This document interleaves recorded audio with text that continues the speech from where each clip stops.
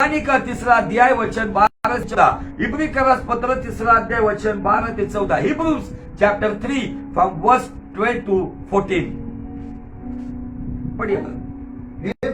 हे भाइयों चौकस रहो, सावधान रहो कि तुम में ऐसा बुरा और अविश्वासी मन ना हो जो तुम्हारे जीवन तुम्हारे जीवित परमेश्वर से दूर हटा ले जाए। भाइयों चौकस रहो, आपके भीतर बुरा अविश्वास का जीवित परमेश्वर से दूर जाने वाला ऐसा मन आपके भीतर ना हो, इसलिए सावधान रहो। आगे, वरन जिस दिन तक आज का दिन कहा जाता है, मतलब आज का दिन अगर मुझे मिला है, आज के दिन अगर मैं इस धरती पर जिंदा हूँ, उस दिन तक हर दिन एक दूसरे को समझाते रहो। हर दिन एक दूसरे को समझाते रहो। पत्नी पति को समझाए, पति पत्नी को समझाए, बच्चे माँ बाप को समझाए, माँ बाप बच्चों को समझाए, भाई बहन को समझाए, बहन भाई को समझाए, रिश्ते नाते एक दूसरे को समझाए। क्या समझाए? कि आप में किसी का भी बुरा अविश्वास का और परमेश्वर को छोड़ने वाला मन ना हो, ये बात समझाओ। आगे, ऐसा ना हो, अगर आप समझाओगे नहीं, ऐसा ना हो कि तुम में से जो बुरे मन का हो, अविश्वास के मन का हो, या जीवित परमेश्वर से दूर जाने वाले मन का हो, कोई जन पाप के छल में जो पाप का छल बुरे मन से, अविश्वास से, परमेश्वर से दूर, संसार की बातों में जब घुल मिल जाता है, तो पाप के इस छल से आकर ठोकर कठोर हो जाए। और एक बार इंसान कठोर हो गया ना, तो फिर वो किसी के बाप की नहीं सुनता, फिर उसके ऊपर कोई पासवान का असर नहीं गिरता, किसी माँ बाप की बातों को वो सुनते नहीं, किसी का आदर सम्मान वो करते नहीं है। वो कहते हैं हमारी दुनिया है, हम हमारी तरीके से जिएंगे। एक बार वो कठोर हो गए ना, वो खुदा को नहीं जानते तो इंसान को क्या लेकर बैठे। वो खुदा को अगर पहला प्रेम नहीं समझते, तो दुनिया के बारे में जब वो फंसे रहेंगे तो किसी बात को महत्व नहीं देंगे। ये कठोरता अगर पत्नी में आई है तो पति उसको समझाए, अगर पति में आई है तो पत्नी उसको समझाए, अगर बच्चों में आई है तो माँ बाप उनको समझाए, अगर माँ बाप में आई है तो बच्चे उनको समझाए, रिश्ते नातों में आई है तो रिश्ते नाते उनको समझाए। चौकस रहो, नहीं तो ये बातें कहीं ना कहीं पाप के छल के वजह से उस व्यक्ति को कठोर बनाएगी। और जो कठोर बनता है वो बुरे मन का होता है, जो कठोर बनता है वो अविश्वासी होता है, जो कठोर बनता है जो खुदावन पाक परमेश्वर से दूर चला जाता है। आगे, क्योंकि हम मसीह के भागीदारी हुए हैं। मैंने लास्ट टाइम बताया आपको, अगर पूछेंगे आप किस कंपनी से या किस व्यक्ति के भागीदार हो, उनको कहना हम जन्नत के भागीदार हैं, हमारे शेयर्स वहां पर है।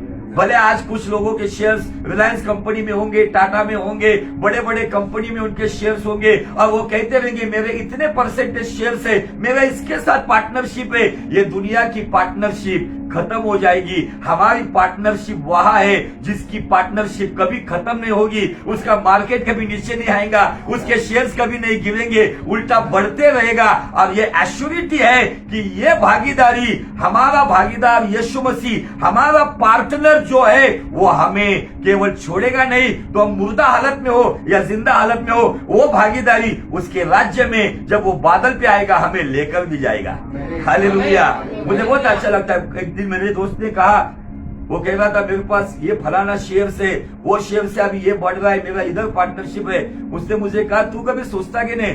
मैं बोला मेरा एक ही बार मैंने शेयर्स ले लिया है, मुझे टेंशन नहीं बोला कोई शेयर्स की, क्योंकि ये वचन इब्रानी 3:14 में मुझे सिखाता है कि हम उसके भागीदार बनते हैं। अगर हम कठोर मन के नहीं है, अगर हम अविश्वासी नहीं है, अगर हम बुरे मन के नहीं है, अगर हम खुदा से दूर नहीं, खुदा के करीब रह के उसके वचनों में, उसकी इच्छा में, उसकी मर्जी में चलते, तो हमारी भागीदारी संसार की नहीं, तो सृष्टिकर्ता परमेश्वर जिसने 20 लाख से भी अधिक ब्रह्मांड को बनाया है, जिसने पेड़ पौधों को बनाया है, पहाड़ियों को बनाया है, जिसने इस पृथ्वी के ऊपर 73% पानी को बनाया है, उस परमेश्वर के साथ हमारी पार्टनरशिप है। वो पार्टनरशिप के शेयर्स कभी नहीं गिरेंगे। Hallelujah, praise the Lord. वो मुझे हंसने लगा, मैं बोला तू हंस, आज एक दिन आएगा, आज तू हंस रहा है, एक दिन मैं हंसूंगा। Hallelujah, praise the Lord. आगे, यदि जब आता है, क्योंकि जब आता है, परंतु आता है, तो समझना मामला गंभीर है। यदि हम अपने प्रथम भरोसे पर, इंग्लिश में वर्ड वहां पे फर्स्ट कन्विक्शन, जब आपने फर्स्ट कन्विक्शन खुदा के साथ किया था, जब आपने गहन पश्चाताप के द्वारा अपने संसार के बंधनों को तोड़कर अपना जीवन यीशु को दिया था, आपने उसके साथ जो पहला वायदा किया था, वो पहला प्रेम जताया था, आपकी भागीदारी कब बनी रहेगी? यदि हम प्रथम भरोसे पर अंत तक आखिरी सांस तक दृढ़ता से मजबूती से स्थिर रहे। स्टेबल कहा गया इंग्लिश में, इफ वी स्टेबल, अंत तक। जैसा कहा जाता है, हाँ, यदि आज तुम उसका शब्द सुनो, हाँ, तो अपने मन को कठोर ना करो। बस, यदि आज आपने उसके शब्दों को सुना है, क्या सुना है आपने? नंबर 1, चौकस रहो। क्यों चौकस रहो? क्योंकि आज परिस्थितियां जो आई हुई है, वायरस के वजह से बिजनेस, नौकरी, सभी जगह पर हमले हुए, कलीसिया बंद है, गाइडेंस नहीं है, इंसान घर में चिड़चिड़ाहट में पड़ा हुआ है, छोटी छोटी बातों में वो कुड़कुड़ाता है। इंसान उसी के साथ साथ मौज मस्ती करने के लिए दुनिया की बातों में आज घुल मिल जा रहा है। कोई नशीली बातों के लिए फिर से मुड़ रहे, कोई फिर से व्यभिचार की तरफ जा रहे, कोई अशुद्धता में फंसे हुए, कुछ पैसा कमाने के लिए जो ईमानदार थे, अभी वो बेईमानी करते हुए झूठ की नींव पर पैसा भी कमा रहे। ये आज नाना प्रकार के रास्ते दुष्ट ने बना के दिए हैं। मैं कहना चाहता हूं कि इन दिनों में खुदा जांच रहा है, कौन है जो मार्ग, सत्य और जीवन कहलाने वाले यीशु मसीह के साथ जो प्रथम भरोसे पर, उस प्रथम प्रेम में वही मेरे भागीदार होंगे और उन्हीं को लेने के लिए मैं आऊंगा। Hallelujah, praise the Lord. Raju Thakur ने कितनी कलीसिया प्लांट की, कितने बपतिस्मा दिए, कितने हजार प्रचार किए, इन बातों पर मेरा भागीदारी बना नहीं है अगर मैं प्रथम भरोसे पर बना हूं। प्रथम भरोसा क्या होता है पता है? ये पहला वाचा किया हुआ कवर्नेंट है, ये कन्विक्शन है। अब बहुत से बार हम ये जो कन्विक्शन हम करते या जो वाचा बांधते हैं, इसको भूल जाते हैं। कब? जब समस्याएं आती है, जब परिवार में टेंशन बढ़ते हैं, जब नाना प्रकार की बीमारी आती है, जब फाइनेंशियल प्रॉब्लम आते हैं, जब अपने हमारा दिल तोड़ देते हैं, जब अपनों के लिए हम बहुत कुछ करते हैं, लेकिन समय आने के बाद वो पीठ दिखाते हैं, हमारे साथ धोखाधड़ी करते हैं, विश्वासघात करते हैं, केवल अपने बातों के, अपने मकसद के लिए जीते हैं, अपने स्वार्थ के लिए जीते हैं। हम अपने स्वार्थ के लिए छोड़कर उनके लिए जीते। जब अपने मतलबी जीवन जीते, तब ये बातें आना शुरू होती है। ये बातों से हम गुजरेंगे, लेकिन फिर से हमें याद करना है, क्या मैं वो पहला भरोसा, वो फर्स्ट कन्विक्शन, क्या मुझे याद है जहां पर मैंने यीशु के साथ कहा था, भले मुझे कुछ मिले या ना मिले, लेकिन मैं तेरा साथ नहीं छोड़ूंगा, भले कोई मेरे साथ रुके या ना रुके, लेकिन मैं तेरे पीछे चलता रहूंगा। हम उस वायदे को भूल गए। ये 5वां एपिसोड आपको फिर से याद दिला रहा है कि क्या आपने खुदा के साथ किया हुआ वो पहला वायदा, एक प्रेमिका के साथ जब वो वायदा करता है, जब उनके रिश्ते टूटते हैं, तब वो प्रेमिका कहते तूने वायदा किया था, तूने तोड़ दिया। जो भी पार्टनर वो वायदे को तोड़ता है, वो कहता है तूने वो कहा था, भूल गया। क्या मैंने केवल मेरी परिस्थिति बदले उतने पुरता ही मैंने वो वायदा किया था?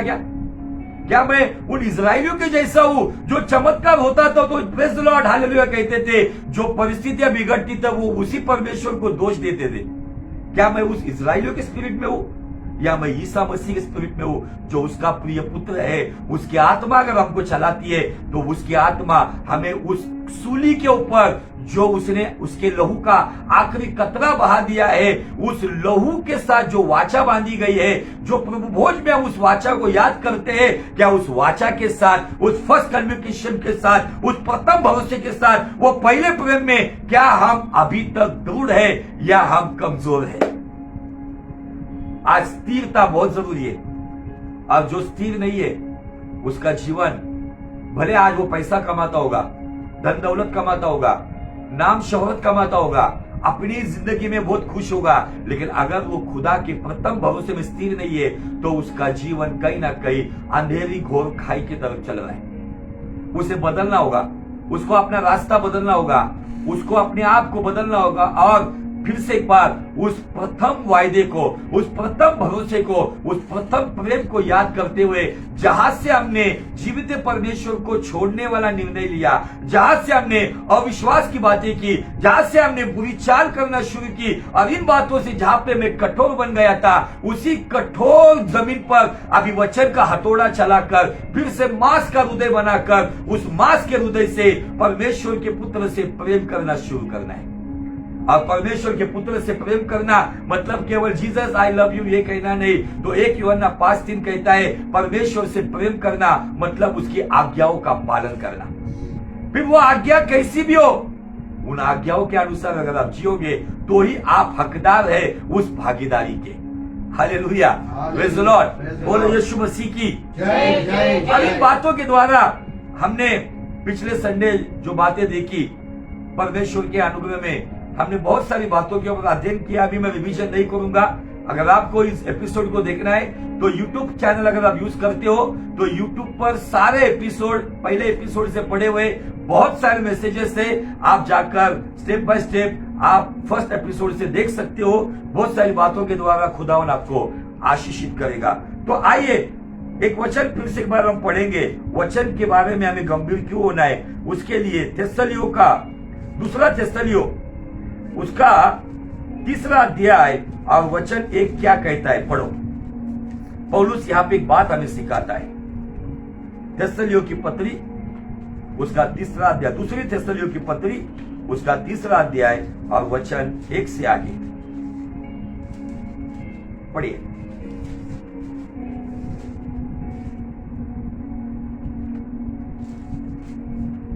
अंत में हे भाइयों, हमारे लिए प्रार्थना किया करो कि प्रभु का वचन ऐसा शीघ्र फैले और महिमा पाए जैसा तुम में हुआ, और हम टेढ़े और दुष्ट मनुष्य से बचे रहे, क्योंकि हर एक में विश्वास नहीं है। क्या कहता है ये वचन? हमारे विषय को पकड़ कर ये वचन हमें बताता है कि भाइयों, इतना बड़ा सेवक है, इतनी कलीसिया को स्थापित करने वाला है, लेकिन कहता है कि मेरे लिए दुआ करो। मैं भी कहता हूं मेरे लिए दुआ करो। क्यों दुआ करो? मेरा नाम बड़ा हो, मेरी मिनिस्ट्री बड़ी हो, मुझे बहुत वरदान मिले, मैं एकदम पावरफुल आदमी बनूं। नहीं, यहाँ पे क्या कहता है? परमेश्वर का वचन शीघ्र पहुंचे और महिमा पाए। महिमा कोई इंसान नहीं पाए। महिमा तेल पानी या जो भी लोग आज बता रहे, ये बातों को महिमा नहीं मिले। तो महिमा यहाँ पे बताई गई है मेरी सेवकाई के द्वारा, मेरे प्रचार के द्वारा, मेरी प्रार्थना इस वचन के द्वारा बदल गई है। मैं एक ही प्रार्थना करता हूँ जब वचन के लिए आता हूँ, खुदावन जो वचन में प्रचार कर रहा हूँ वो शीघ्र फैले। बड़ी तादाद की बात नहीं कर रहा हूं मैं। लोग कहते हैं मेरे फॉलोअर्स इतने हैं, 2K 200K मिलियंस फॉलोअर है, मैं वो बात नहीं कह रहा हूं। वचन लोगों के हृदय में शीघ्र फैले और उनके अंदर वचन महिमा पाए, मतलब वचन के अनुसार उनका जीवन तेजोमय हो जाए। हालेलुया। मैं संख्या की बात नहीं कर रहा हूं, क्वांटिटी की बात नहीं कर रहा हूं, क्वालिटी की बात कर रहा हूं। अगर मेरा प्रचार आपको अगर एहसास नहीं दिलाता है, मेरा प्रचार अगर आपके जीवन में आपकी जरूरतों के बारे में, आपकी गलतियों के बारे में, आपके मार्गदर्शन के बारे में अगर अगुवाई नहीं करता है, तो मेरा प्रचार केवल एंटरटेनमेंट है। और हम एंटरटेनमेंट करने वाले जोकर नहीं है, हम परमेश्वर के सेवक है। अगर हमारा प्रचार, हमारा वचन अगर आपको सोचने पर मजबूर नहीं करता है, तो ये प्रचार व्यर्थ है। पौलुस यहाँ पे एक ऐसी सेवकाई के बारे में कहता है, उसलिए दुआ करो कि वचन शीघ्र फैले और महिमा पाए। इस वचन के द्वारा खुदावन ने मुझे एक प्रॉपर गोल दिया है कि तू प्रचार क्यों करे। खुदावन ने मुझे एक प्रॉपर एम्बिशन दिया है कि मेरे जीवन में मैं प्रचार का मकसद क्या है। तो प्रचार का मकसद यह है कि वचन शीघ्र फैले और महिमा पाए। आज महिमा कौन पा रहा है? महिमा चर्च पा रहा है। महिमा कौन पा रहा है? महिमा परमेश्वर का दास पा रहा है। महिमा कौन पा रहा है? तेल पानी नमक पा रहा है। ये बातें महिमा के लिए नहीं है, परमेश्वर का वचन महिमा पाए। चिन्ह चमत्कार होते रहेगी, भविष्यवाणियां आती रहेंगी, मुर्दे जिला लिए जाएंगे, अंधे देख लिए जाएंगे, लेकिन ये सारी बातें सेकेंडरी है। लेकिन प्राइमरी बातें क्या है, फर्स्ट थिंग क्या है, प्राथमिक बात क्या है, वचन महिमा पाए। अगर मेरे जीवन में वचन महिमा नहीं पाता है तो मुझे आपको बताना है मेरा प्रचार और मेरा जीवन व्यर्थ है। Hallelujah, praise the Lord. ये बात क्यों मैं बता रहा हूं, क्योंकि थोड़ा सा हम पुराने नियम में चलेंगे जहां पे इजराइलियों के जीवन की कुछ बातों के ऊपर हम ध्यान लगाएंगे। भजन संहिता उसका अध्याय 106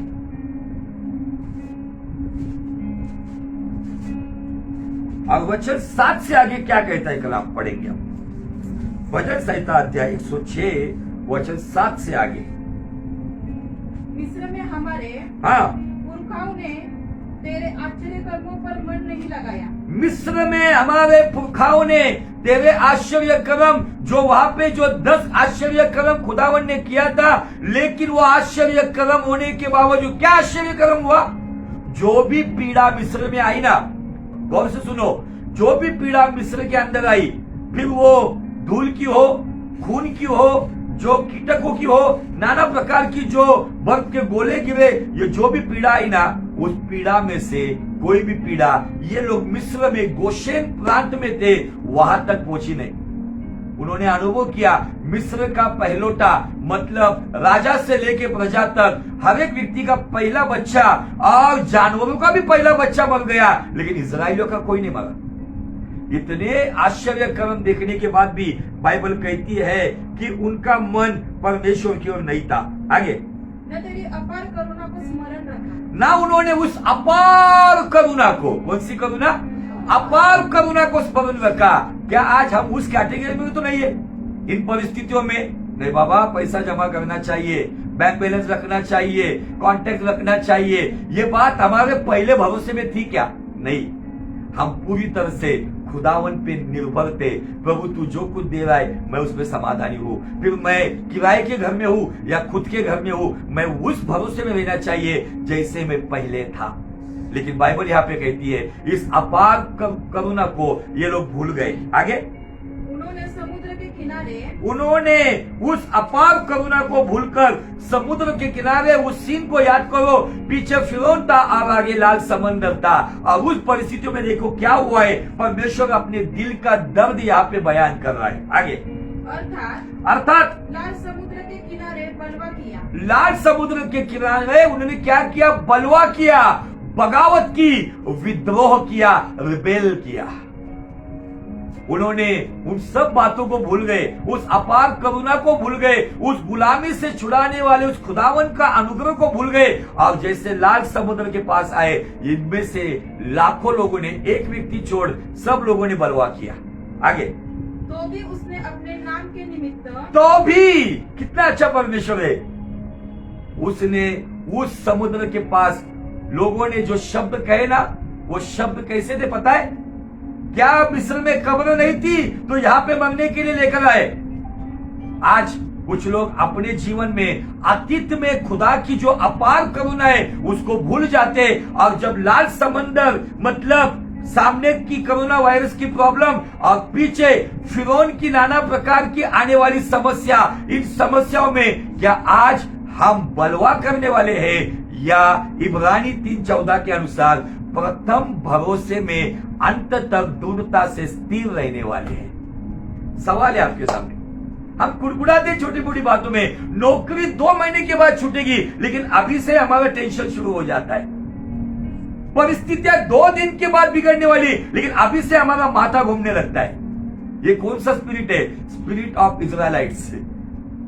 ये इजराइलियों का स्पिरिट है जो बड़े मोजज़ात देखने के बाद भी लाल समंदर के पास आके खुदा के साथ बलवा करते हैं, लेकिन तो भी, यहाँ पे क्या शब्द इस्तेमाल किया? तो भी, तब भी खुदावन इतना करुणामय है, इतना दयामय है, इतना अनुग्रहकारी है, इतना विलंब से क्रोध करने वाला है, तो भी उसने लाल समंदर को फांदा और फिरौन को रोका। तो अगर उस वक्त वो काम कर सकता है तो वो आज नहीं करेगा?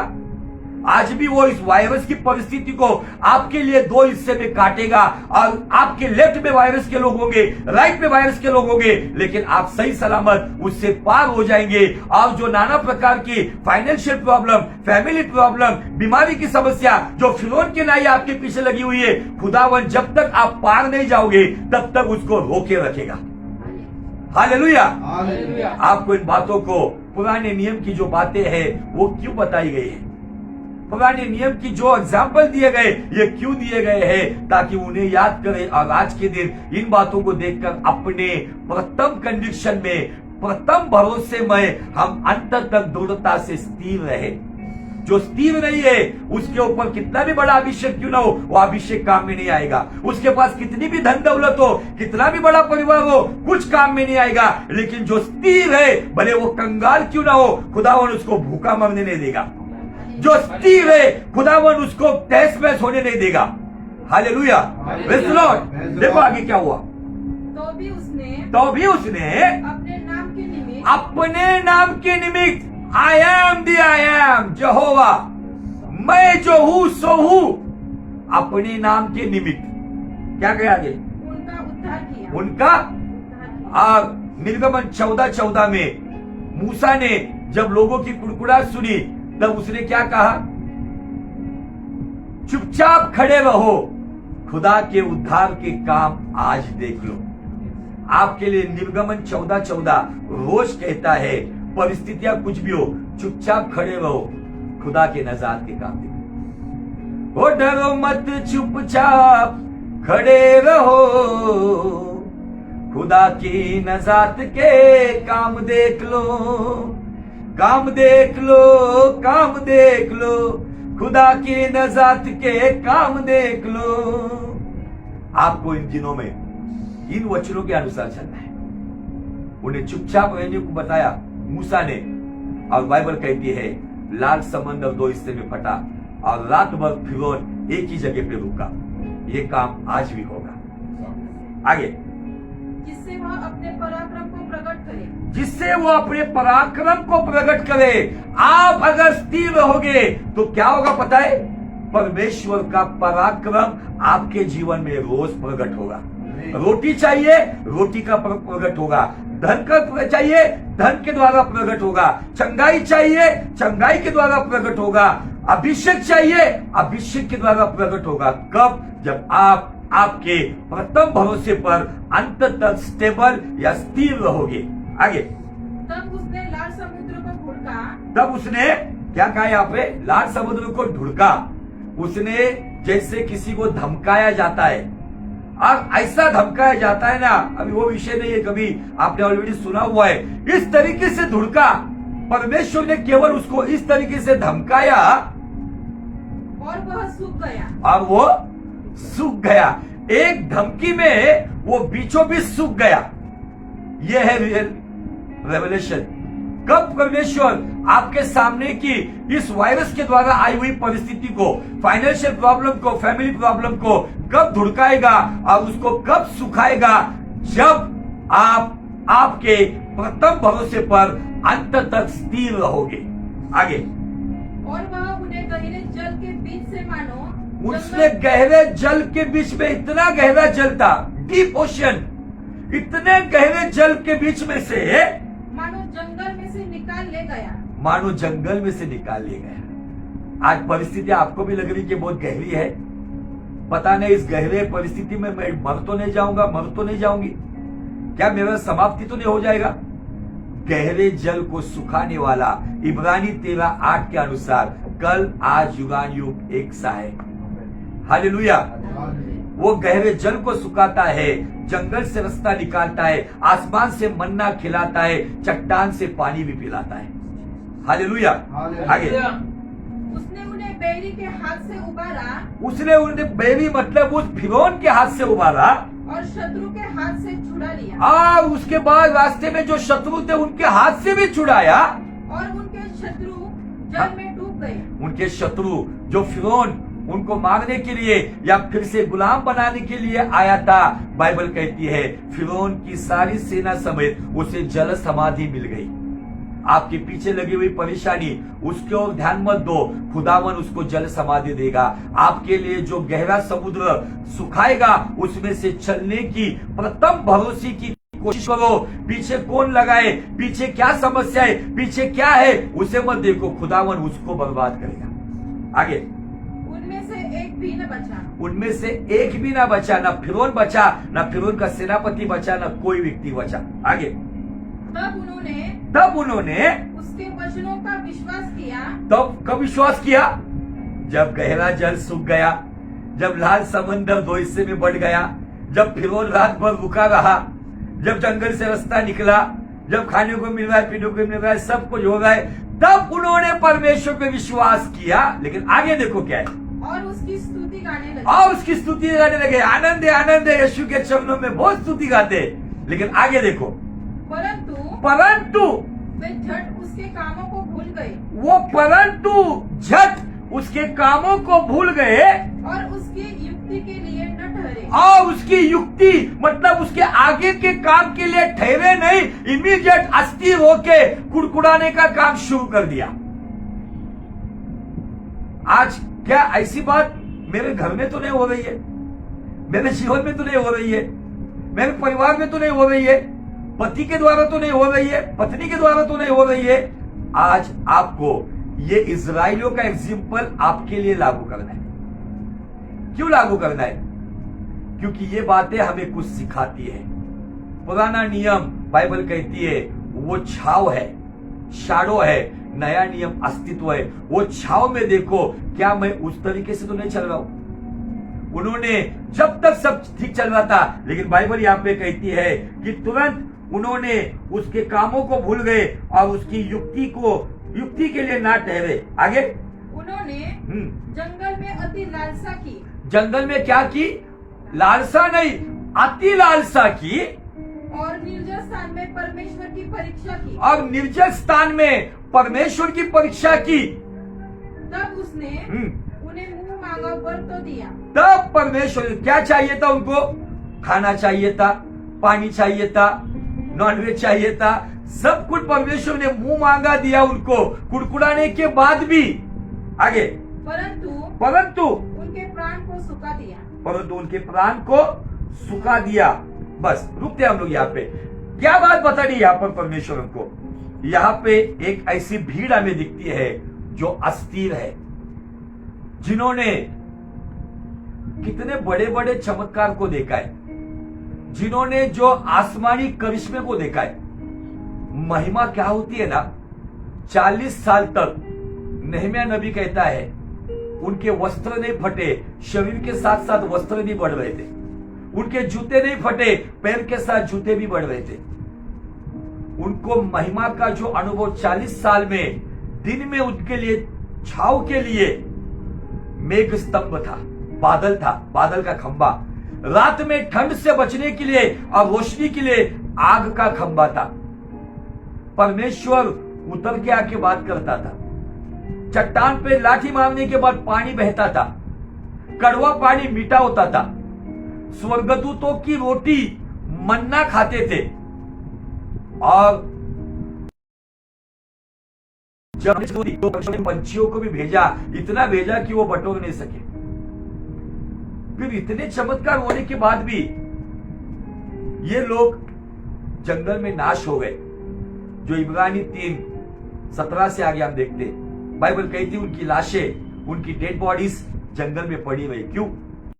एग्जाम्पल लेकर पौलुस कहता है चौकस रहो, तुम में से इजराइलियों के जैसे बुरा मन, अविश्वास का मन, जीवित परमेश्वर को छोड़ने वाला मन। एक समय आया, उन्होंने यरदन के पास आए थे नजदीक, और जब 12 जासूस आए, 10 जासूसों ने जब बुरी खबर लाई, तो वो खबर सुनकर वो लोग फिर से मिस्र की ओर जाने की सोच रहे थे।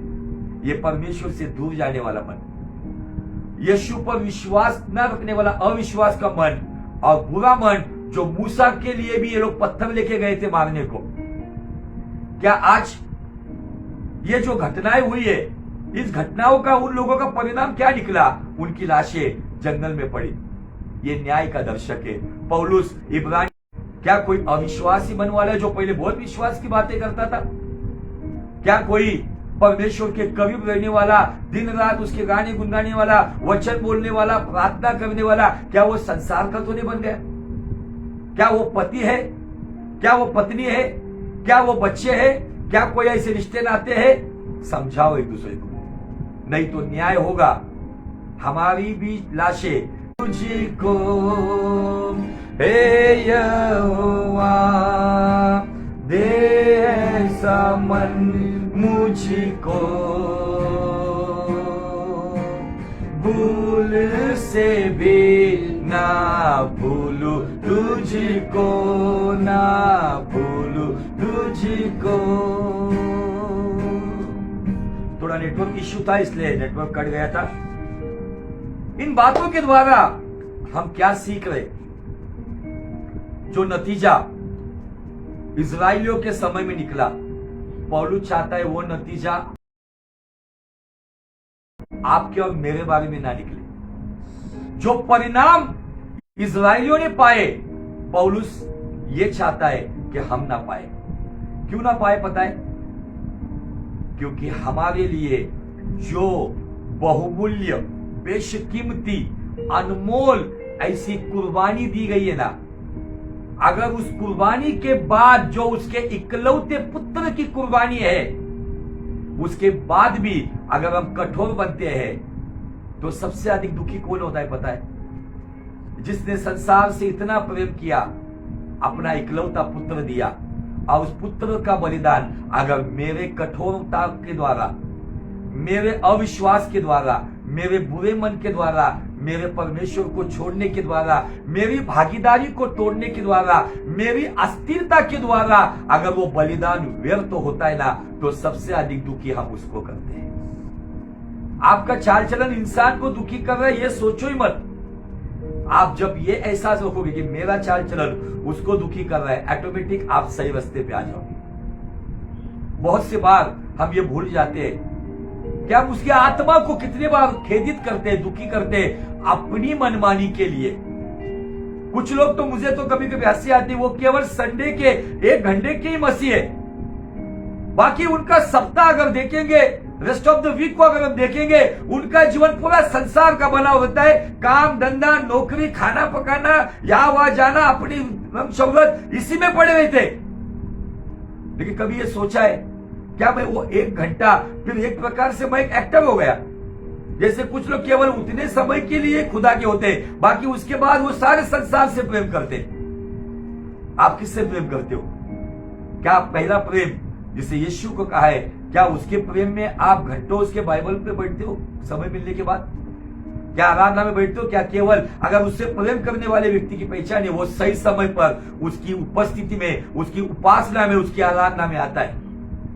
वो उतना प्रेमी होता है जैसा एक प्रेमी अपनी प्रेमिका आने से पहले बिफोर टाइम पहुंचता है। वैसे एक सच्चे प्रेमी की पहचान ये है कि वो परमेश्वर की हुजूरी में समय से पहले आकर घुटनों के बल आता है।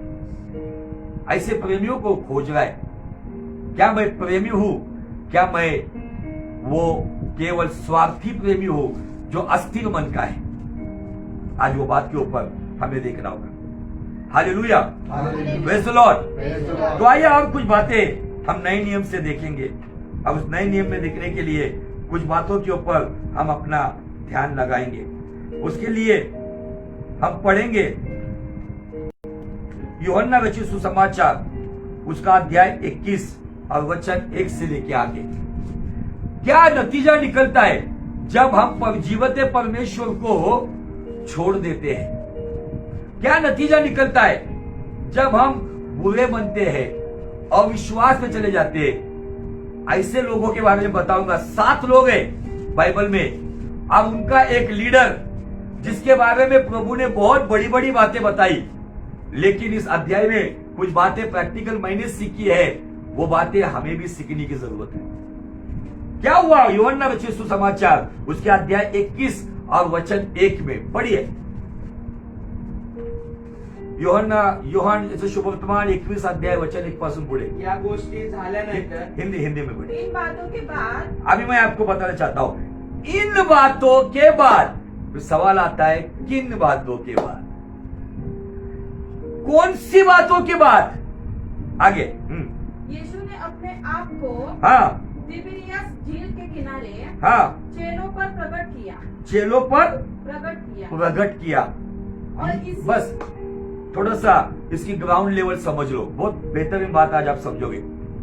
बाइबल यहाँ पे कहती है इन बातों के बाद चेलों पर यीशु मसीह ने अपने आप को प्रकट किया। ये घटना को समझने के लिए आपको ये बातें समझनी जरूरी है। किन बातों के बाद? यीशु मसीह मौत पर विजयी हुआ। पुनरुत्थान के बाद यीशु मसीह ने, यहां की घटना को अगर हम अध्ययन करेंगे तो यहूदियों के डर के मारे चेले दरवाजा बंद करके घर में बैठे थे।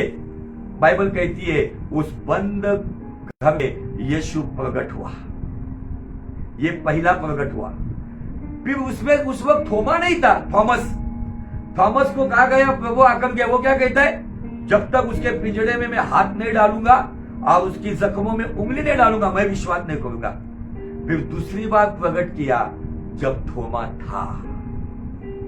अब ये तीसरी बार है यीशु मसीह ने पुनरुत्थान के बाद अपने चेलों के सामने तीसरी बार अपने आप को प्रकट किया। और उस तीसरी बार प्रकट करने से पहले कुछ घटनाएं आज यहाँ पे हमें देखनी है। पढ़ो आगे। और इस रीति से प्रकट किया, इस रीति से प्रकट किया शमौन पतरस, आप गिन सकते हो, नंबर 1। हाँ। और थोमा, हाँ, जो दिदुमुस कहलाता है, नंबर 2।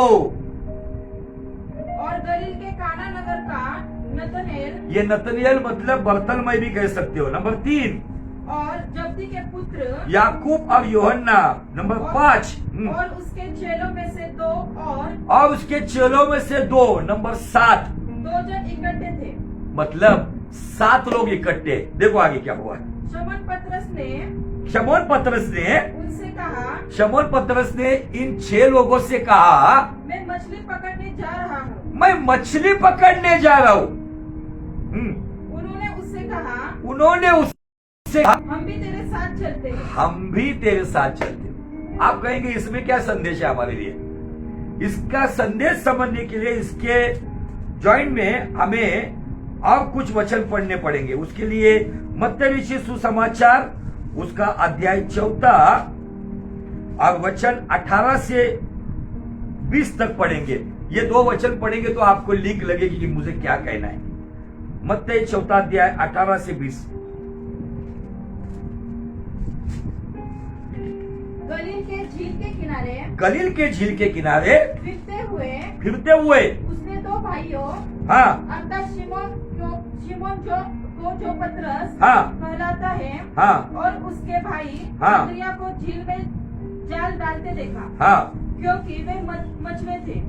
यीशु ने उनसे कहा मेरे पीछे चले आओ, तो मैं तुमको मनुष्यों को पकड़ने वाले बनाऊंगा। तुम मछली पकड़ने वाले थे, अभी मैं मनुष्य पकड़ने वाला तुमको बनाऊंगा। वे तुरंत हाँ, जालों को छोड़कर वे तुरंत, उन्होंने ये नहीं कहा मैं थोड़ा उपवास प्रार्थना करता हूँ, मैं किसी को पूछता हूँ, किसी और नबी का मैं मार्गदर्शन लेता हूँ, जैसे डॉक्टर का सेकंड ओपिनियन ले जाता हूँ और सेकंड ओपिनियन लेता हूँ। बाइबल कहता हूँ तुरंत उन्होंने जाल फेंक दिए, उसके पीछे हो लिए। ये 2 लोग आए आगे, वहां से थोड़ा आगे बढ़कर यीशु ने और 2 भाइयों अर्थात जब्दी के पुत्र याकूब और उसके भाई यूहन्ना को देखा। वे अपने पिता, हाँ, जब्दी के साथ नाव पर अपने जालों को सुधार रहे थे नाव के ऊपर। उसने उन्हें भी बुलाया, प्रभु ने उन दोनों को भी बुलाया, याकूब और यूहन्ना को। आगे वे तुरंत नाव और अपने पिता को छोड़कर उसके पीछे हो लिए। क्या पावर है ना यीशु की आवाज में। ऐसी मिनिस्ट्री कोई आज करेगा क्या? सडनली कोई काम कर रहा है, चल मेरे पीछे हो, लोग क्या सब छोड़ गए? बाबा क्या परिस्थिति है, कौन है तू तेरे पीछे आने को? ये 4 लोग, क्या अद्भुत बात दिखती है कि उन्होंने सुना और यीशु के पीछे आ गए। यीशु के पीछे उन्होंने चलना शुरू कर दिया। और जो अभी यूहन्ना का 21 अध्याय वहां पे जो पढ़ा था वहां पे चलते हैं, वहां पर भी यही 4 लोग हैं, अब एडिशनल 3 लोग हैं, जिसमें एक नतनिएल बर्तन में कह सकते हैं और 2 चेले हो सकते हैं। वो 2 चेले वहां पर मौजूद है। 12 में से एक तो खत्म हो गया, रह गए 11 में से 7 लोग मछली पकड़ने के लिए चले गए, फिर घर में बचे 4 लोग। ये 7 लोग जिनकी शुरुआत किसी हुई, जिन्होंने यीशु की एक आवाज सुनकर अपने जाल, अपनी बोट, अपने पिता को छोड़कर उसके पीछे हो लिए। और यही लोग उस वक्त का यीशु और इस वक्त का यीशु, इसमें थोड़ा फर्क है। एक ही यीशु है, वहां पे बलिदान या मृत्यु होने से पहले का यीशु है। यहाँ पे जो यीशु है, जिन्हें 2 बार दर्शन देता है, अलौकिक रीति से दर्शन देता है, सुपरनेचुरली उनको विजिटेशन करता है। ये 2 बार विजिटेशन होने के बाद भी ये लोग भूल गए जो पतरस को कहा गया था, अंद्रियास को कहा कि तुम यहां से आगे मछली नहीं तो मनुष्य पकड़ने वाले होंगे। सवाल यह आता है, ये 7 लोग या ये 7 लोगों का जो लीडर पतरस, उन्होंने ये निर्णय क्यों लिया, कब लिया, उसके पीछे का कारण क्या है? यीशु के साथ 3.5 साल की सेवकाई की, यीशु की मौत देखी, यीशु का पुनरुत्थान देखा, यीशु का दर्शन देखा, उसके बाद भी सवाल यह आता है कि ये लोग मछली पकड़ने के लिए फिर क्यों गए? क्यों गए? उसका कारण यही है, अस्थिरता। क्यों आई अस्थिरता? क्योंकि वो जहां पर थे बंद रूम में, शायद खाने की प्रॉब्लम, पहनने की प्रॉब्लम, खर्चे के प्रॉब्लम, जिन्होंने 5 रोटी 2 मछली के द्वारा 5000 को खिलाने वाले यीशु को देखा, उससे भी हटके यीशु उनके पास बंद रूम में आने वाला था, दीवारों के अंदर से प्रवेश करने वाला था। इसका मतलब क्या है? बड़े बड़े दर्शन, बड़े बड़े चिन्ह चमत्कार आपको विश्वास में स्थिर नहीं करेंगे। आपका और उसका व्यक्तिगत रिलेशन आपको स्थिर करता है। हालेलुया।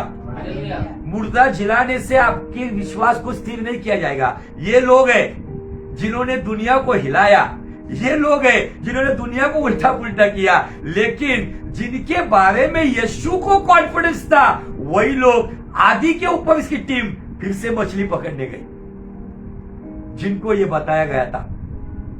दर्शन तीसरी बार हो रहा है उनको। पुनरुत्थान के बाद यीशु मसीह अपनी जख्मों को दिखा रहा है, उसके बाद भी ये क्यों हुआ है?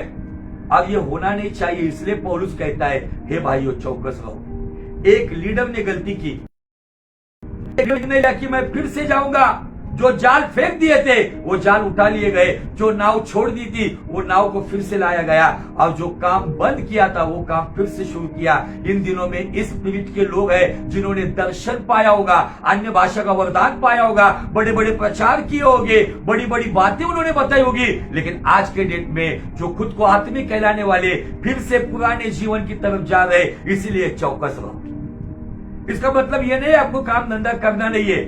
हाँ, अगर आपके जीवन में कलीसिया बंद है, मैं भी एक सेवक हूं, कलीसिया बंद है, लेकिन मैं कैसे ना कैसे कुछ काम करते हुए, ड्राइविंग का काम या कुछ भी काम आता है, वो काम करते हुए परिवार को चलाने की कोशिश कर रहा हूं, लेकिन मैं संसार का नहीं बन रहा हूं। मैं अपने बारे में डिंग नहीं मांगना चाहता हूं। लेकिन यहाँ पे जो बात आई है, ये पतरस के बारे में जब सोचता हूं, प्रभु ने पतरस को क्या कहा था? हे पतरस, तुझे मेरे पिता की आत्मा ने बताया है, मां सब लौड़े ने बताया। और क्या कहा? पतरस कहलाने वाली चट्टान पर मैं मेरी कलीसिया को बनाऊंगा। उसके सामने अधोलोक के फाटक का काम नहीं चलेगा। और पतरस का है तिबिरियस के झील के किनारे फिर से पुराना जाल, फिर से नाव लेके। कैसा लगता ना ये कॉन्ट्रोडिक्शन, ये मतभेद कैसा लग रहा है? और एक व्यक्ति अगर परिवार में ऐसा होता है ना, तो उसके साथ आधा डजन लोग भी चले जाते हैं। एक व्यक्ति अगर ऐसा हो तो, इसलिए परिवार में पति का रोल बहुत इंपॉर्टेंट है।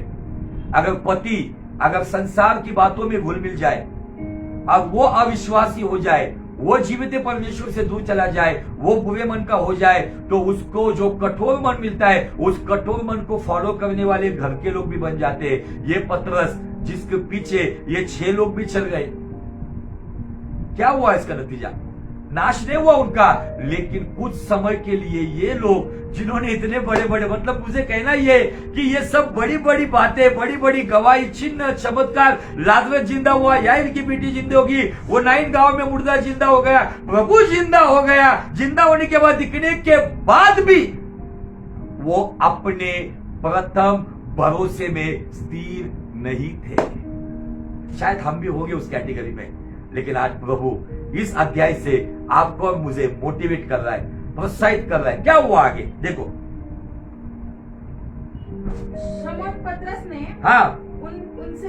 उनसे कहा मैं मछली पकड़ने जा रहा हूँ। मैं मछली पकड़ मैं जा रहा हूँ बाबा। कैसी भाषा बोल गया, मैं जा रहा हूँ बाबा, तुमको भूखा मरना है मरो, तुमको यीशु यीशु करना है करो, तुमको प्रार्थना करना है करो, मैं तो जा रहा हूँ बाबा मेरी पुरानी दुनिया में। ऐसी स्टाइल में बोल रहा है वो। हाँ,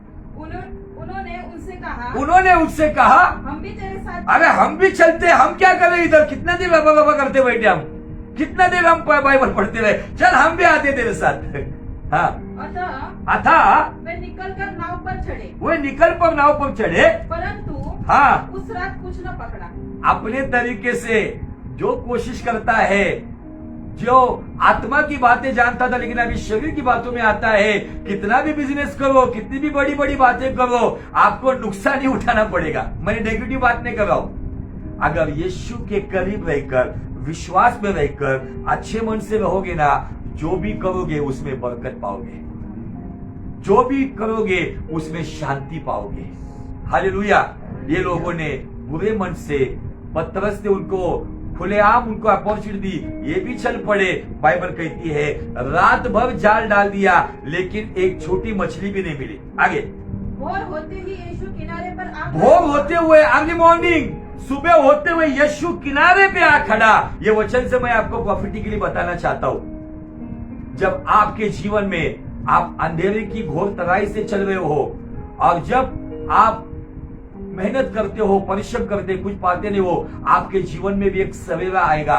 वो सवेरे में आप आपके प्रॉब्लम के किनारे में यीशु को पाओगे। Hallelujah, praise the Lord. आगे, तो भी चेलों ने नहीं पहचाना, तो भी उन्होंने नहीं पहचाना। क्यों नहीं पहचाना?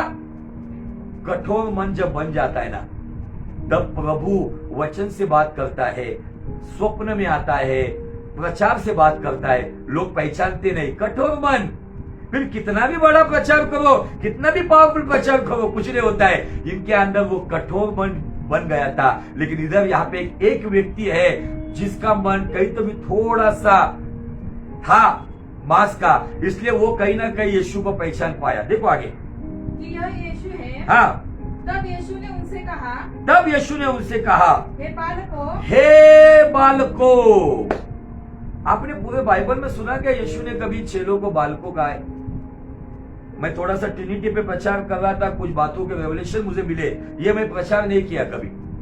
आपको पता है यीशु मसीह का जन्म जब होगा तो उसमें तकरीबन 9 बातों का जिक्र किया गया है, जिसके बारे में आपको ये 9 बातें यशायाह नबी का 9वां अध्याय वहां पे मिलेगा। फिर वहां पे आएंगे हम लोग। आज थोड़ा लंबा खींचूंगा मैं प्रचार ताकि आप समझ जाए।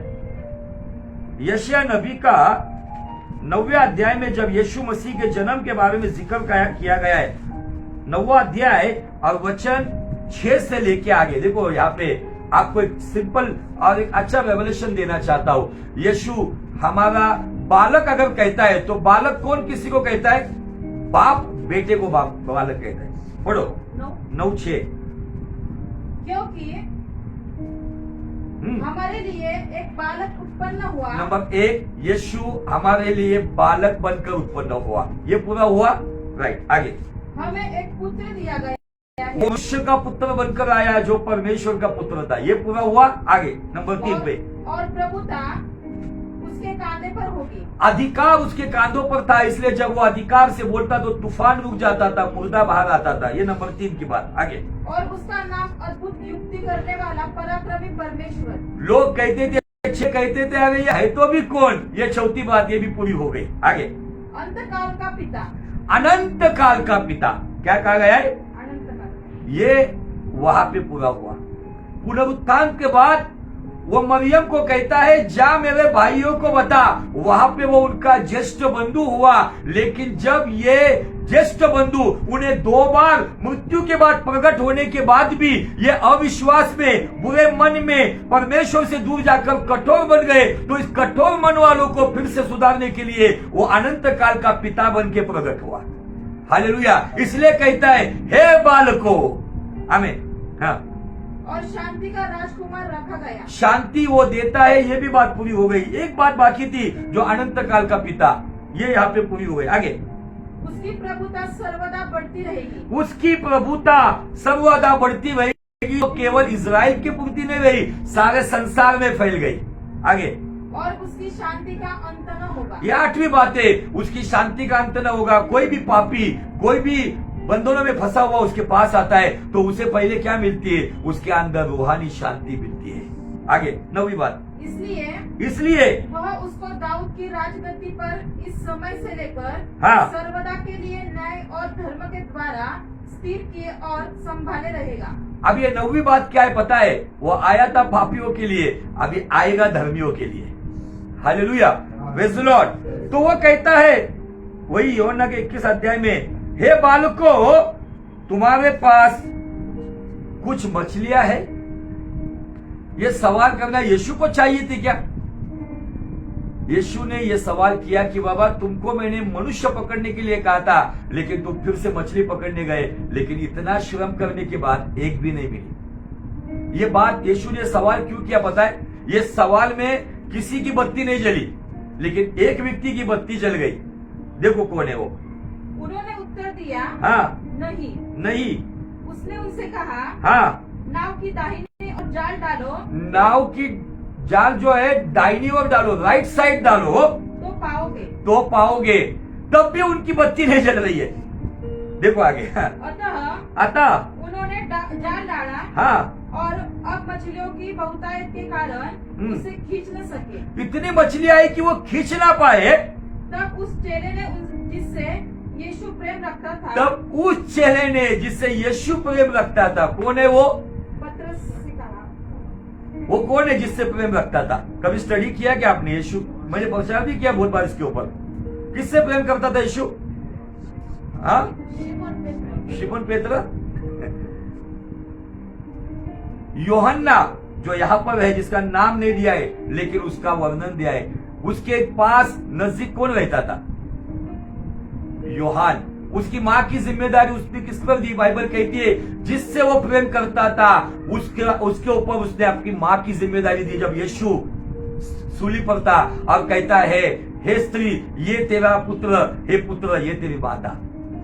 अभी आपको बहुत ये, अगर ये साधारण बात नहीं समझती है, आपको आपका बाइबल रीडिंग कैसा है इसके ऊपर से आपका व्यक्तिगत आत्मिक जीवन समझ में आता है। जिससे वो प्रेम करता था वो यूहन्ना, उसने पहचाना। किन बातों पे पहचाना? क्या लगता है आपको? उसने उस बात पे पहचाना, जाल राइट साइड में डालो। यीशु मसीह परमेश्वर की दाहिनी ओर था, दाहिनी ओर जाने वाला था यीशु मसीह। अगर आप यशायाह 41:10 की भविष्यवाणी पढ़ोगे, वहां पे दिया, तू डर मत, मैं तेरा परमेश्वर हूं, तू घबरा मत, मैं तेरे साथ हूं, मैं मेरे धार्मिक के दाहिने हाथ से तुझे संवारता हूं। वो दाहिने हाथ वाला परमेश्वर है। संसार के लोग कहते हैं ना बाएं हाथ से देना नहीं लेना नहीं, अशुभ होता है, लेकिन उनके पास कोई एविडेंस नहीं है। हमारे पास एविडेंस है, हमारा खुदावन दाहिने हाथ वाला है। हालेलुया।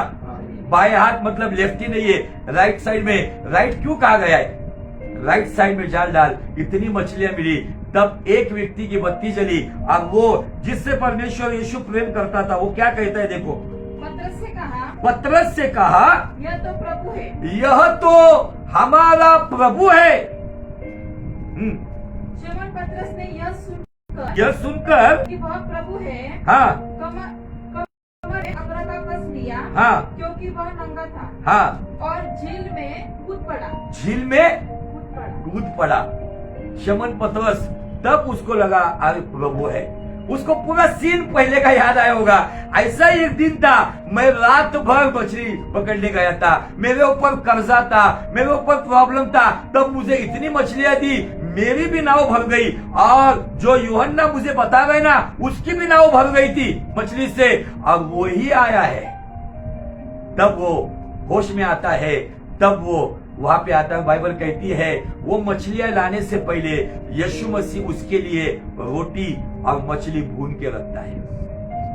वो मछली पकड़ने से पहले यीशु मसीह उनको देता है, खाओ, नाश्ता करो, ब्रेकफास्ट करो, बच्चों मैं तुम्हारा भी अनंत काल का पिता हूं। क्या आज हमारे जीवन में इन 7 चेलों के जैसे तो नहीं बने ना हम अपने तरीके से?